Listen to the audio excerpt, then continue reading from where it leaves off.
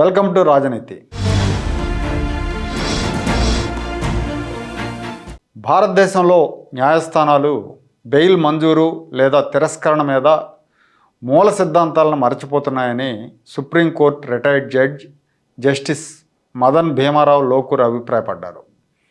Justice Lokur ఉమ్మడి Andhra Pradesh high court chief జస్టిస్గా పనిచేశారు.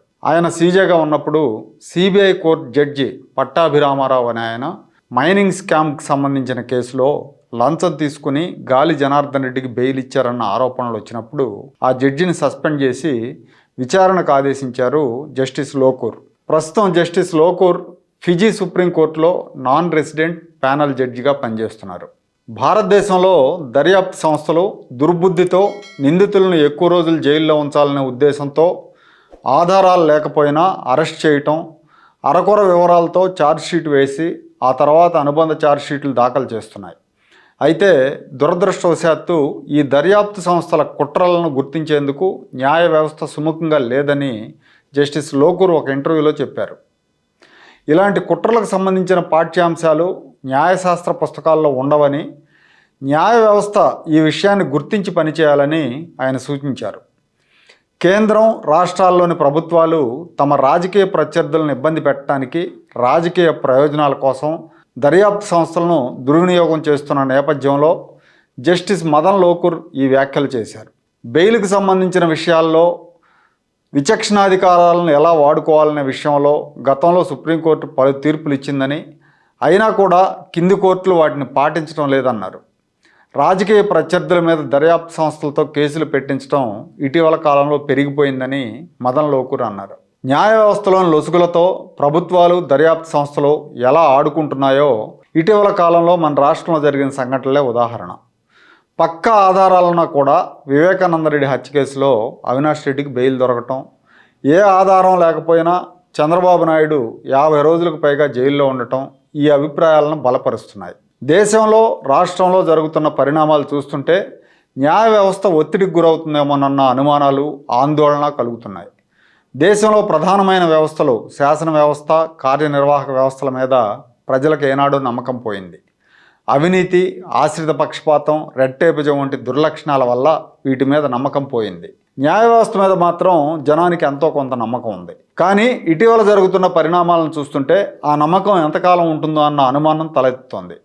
న్యాయ వ్యవస్థ మీద ప్రభుత్వాల వైపు నుంచి ఒత్తిడి పెరుగుతూ ఉంది. న్యాయ వ్యవస్థ స్వతంత్ర ప్రతిపత్తిని దెబ్బతీసేందుకు చాలా కాలంగా ప్రయత్నాలు జరుగుతున్నాయి. కేంద్రంలో మోడీ ప్రభుత్వం ఏర్పాటయ్యాక ఈ ఒత్తిడి మరింతగా పెరిగింది. కేంద్ర మంత్రులే కొలీజియంను సవాల్ చేస్తున్నారు. ఇలాంటి పరిస్థితుల్లో న్యాయ వ్యవస్థ తన స్వతంత్రతను నిలుపుకోవటానికి మరింత దృఢంగా వ్యవహరించాల్సి ఉంది. కానీ దృఢంగా నిలబడుతోందా అంటే చెప్పలేని పరిస్థితి. ఇటీవల కొన్ని కేసుల్లో కోర్టుల తీరు మీద విమర్శలు వస్తున్నాయి. ఉదాహరణకు రాహుల్ గాంధీ కేసు తీసుకుంటే ప్రభుత్వంలో పెద్దల అభిష్టానికి తగ్గట్టే కింది కోర్టులు కఠినమైన తీర్పునిచ్చాయి. సుప్రీంకోర్టు ఈ తీర్పులను తప్పుపట్టింది, వాటి మీద స్టే ఇచ్చింది. ఆంధ్రప్రదేశ్లో చంద్రబాబు నాయుడు కేసు తీసుకుంటే ఎలాంటి ఆధారాలు లేకుండా ఆయన 52 రోజులు జైల్లో పెట్టారు. ఆధారాలు లేకుండా ఒక నిరపరాధికి కింది కోర్టు రిమాండ్ విధించింది. హైకోర్టులో కూడా అంత త్వరగా రిలీఫ్ దొరకలేదు. చంద్రబాబు కేసులో ప్రజలకు, న్యాయ నిపుణులకు చాలా సందేహాలు ఉన్నాయి.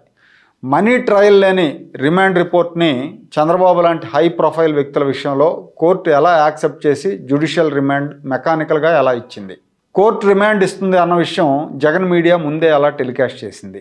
17A అప్లికబిలిటీ మీద ఉన్న పాత తీర్పులను దృష్టిలో పెట్టుకోకుండా దాదాపు మినీ ట్రయల్ ఎందుకు నిర్వహించారు? తీస్తా సెతల్వాద్, అర్నబ్ గోస్వామి కేసుల విషయంలో లంచ్ మోషన్, హౌస్ మోషన్ పిటిషన్లను అనుమతించి సత్వరమైన నిర్ణయం ప్రకటించిన సుప్రీంకోర్టు చంద్రబాబు 4 రోజులుగా జైల్లో ఉన్నారని చెప్పినా విస్మరించటం, వాదనలు అయ్యాక తీర్పు రిజర్వ్ చేశాక ఇంటరమ్ బెయిల్ అడిగితే త్వరగా తీర్పిచ్చేస్తాం కదా అని చెప్పి 6 రోజులు దసరా సెలవులు అయ్యాక కూడా మరో 10 రోజుల వరకు తీర్పు రిజర్వ్లోనే ఉంచటం, వీటన్నిటి మీద కూడా చర్చ జరుగుతూ ఉంది.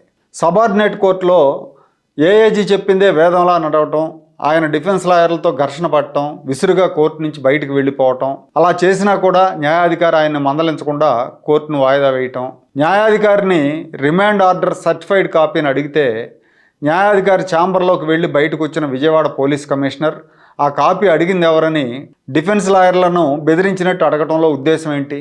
న్యాయాధికారికి, డిఫెన్స్ లాయర్లకు మధ్య జరిగిన విషయం సిపికి ఎవరు చెప్పారు? ఇలాంటి విషయాల మీద ప్రజల్లో న్యాయ నిపుణుల్లో చాలా సందేహాలు ఉన్నాయి. ఇప్పుడు ఇదే రాష్ట్రంలో ముఖ్యమంత్రిగా ఉన్న జగన్మోహన్ రెడ్డి మీద 11 సిబిఐ 7 ఈడీ కేసులు ఉన్నాయి. ఛార్జ్ షీట్లు కూడా దాఖలయ్యాయి. కానీ 10 ఏళ్లుగా ఆయన బెయిల్ మీద ఉన్నాడు. సాక్షులను ప్రభావితం చేసే ముఖ్యమంత్రి పదవిలో ఉన్నాడు. ఈ సాక్షులు కూడా తెలుగు రాష్ట్రాల్లోనే ఉన్నారు. కొంతమంది జగన్మోహన్ రెడ్డి సహనిందితులైన అధికారులు నాయకులకు ఇప్పుడు పెద్ద పెద్ద పదవులు కూడా ఇచ్చాడు.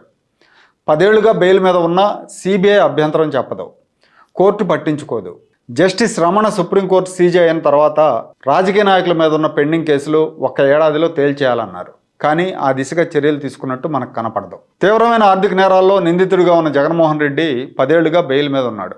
ఏళ్ల తరబడి విచారణకు హాజరు కావట్లేదు. కింది కోర్టు 10 ఏళ్లుగా విచారిస్తూనే ఉంది. ఇంకా ఎన్నేళ్లు విచారిస్తారో తెలియదు. దీని తర్వాత హైకోర్టు, ఆ తర్వాత పైకోర్టు. ఇదే విధంగా జాప్యం చేస్తే నిందితుడి జీవితకాలం ముగుస్తుంది. ఇదే ముఖ్యమంత్రి కోడికత్తి కేసులో సాక్ష్యం చెప్పడానికి 5 ఏళ్లుగా కోర్టుకు వెళ్ళట్లేదు. గట్టిగా రావాల్సిందని కోర్టు కూడా చెప్పదు. కోడికత్తి సీన్ మాత్రం 5 ఏళ్లుగా జైల్లో ఉన్నాడు. వేల కోట్ల అవినీతి కేసులో ఉన్నాడు 10 ఏళ్లుగా బయట ఉంటే, చిన్న కోడికత్తి కేసులో నిందితుడు జైల్లో ఉన్నాడు. వివేకానంద రెడ్డి హత్య కేసులో అవినాష్ రెడ్డి కూడా కింది కోర్టు నుంచి పై కోర్టు దాకా వెళ్ళి అరెస్ట్ కాకుండా తప్పించుకున్నాడు. ఈ కేసులో దర్యాప్తు అధికారి రామ్ సింగ్ను మార్చడానికి సుప్రీంకోర్టు దాకా వెళ్ళారు. రామ్ సింగ్ ఆధ్వర్యంలో కేసు వేగంగా ఒక కొలిక్కి వస్తున్న దశలో సుప్రీంకోర్టు దర్యాప్తు అధికారిని మార్చింది. కేసు కీలక దశకు వచ్చిన సమయంలో రామ్ సింగ్ డిలే చేస్తున్నాడని, ఆయన స్థానంలో మరొకరు నియమించాలని కోర్టు తీర్పిచ్చింది. ఇవన్నీ చూశాక పేదోడికి ఒక న్యాయం, పెద్దోడికి ఒక న్యాయం అని జనం భావించడాన్ని మనం తప్పుపట్టలేం. ఈ పరిస్థితుల్లో మార్పు లేకుండా ఇలాగే కొనసాగితే ప్రజలకు మూడో వ్యవస్థ మీద కూడా నమ్మకం పోతుందనటంలో ఎలాంటి సందేహం లేదు. దేశంలో రాష్ట్రాల్లో అధికారంలో ఉండి పదవులు అనుభవిస్తున్న వాళ్ళు నియంత భావజాలంతో మిడిసిపడుతున్నారు. నరేంద్ర మోడీ ప్రధానమంత్రి అయ్యాక కోర్టుల మీద కూడా దాడి మొదలైంది. కొలీజియం తీసుకున్న నిర్ణయాలు సత్వరమే అమల్లోకి రావట్లేదు. అసలు కొలీజియమే వద్దని కేంద్ర మంత్రులు మాట్లాడుతున్నారనే కంటే మోడీనే మాట్లాడిస్తున్నాడు అనుకోవాలి. గుజరాత్ ముఖ్యమంత్రిగా ఉన్నప్పటి నుంచి కూడా వ్యవస్థలను మేనేజ్ చేయటం మోడీకి కొత్త కాదు. ఈయన ప్రధానమంత్రి అయ్యాక సుప్రీంకోర్టు సీజేగా ఉన్న రంజన్ గగోయ్ మీద కోర్టు ఆఫీసర్ సెక్సువల్ హెరాస్మెంట్ ఆరోపణలు చేసింది. సెక్సువల్ ఆరోపణలు వచ్చిన సమయంలో ఒక రిటైర్డ్ జడ్జితో కమిటీ వేసి సిబిఐ, ఐబీ, ఢిల్లీ పోలీస్ కమిషనర్లతో ఆయన ఒత్తిడికి గురి చేశారన్న ఆరోపణలు వెల్లువెత్తాయి. ఆయన రిటైర్ అయ్యాక ఇదే మోడీ ప్రభుత్వం ఆయన రాజ్యసభకు నామినేట్ చేసింది. ఇక జగన్మోహన్ రెడ్డి మీద ఉన్న సిబిఐ, ఈడీ కేసుల్లో కదలిక రాకుండా ఉండేందుకు జస్టిస్ రమణ సుప్రీంకోర్టు సీజే కావడానికి ముందే ఆంధ్రప్రదేశ్ ప్రభుత్వం, ఆంధ్రప్రదేశ్ ముఖ్యమంత్రి తీవ్ర ఆరోపణలు చేశారు ఆయన మీద. దీని వెనక కూడా కేంద్ర పెద్దల హస్తం ఉందన్న విమర్శలు వచ్చాయి. దీని ఫలితమో లేక మరేదైనా కారణమో తెలియదు కానీ జగన్ కేసులో 1 సెంటీమీటర్ కూడా ముందుకు కదలలేదు.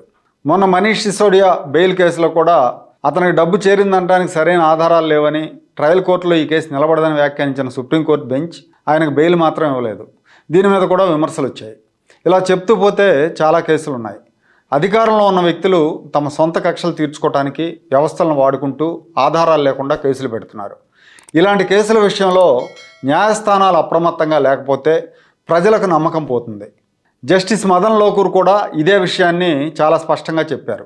దర్యాప్తు సంస్థల కుట్రలను అర్థం చేసుకుని సరైన నిర్ణయాలు తీసుకోవాలని ఆయన భారతదేశ న్యాయ వ్యవస్థకు సూచిస్తున్నారు.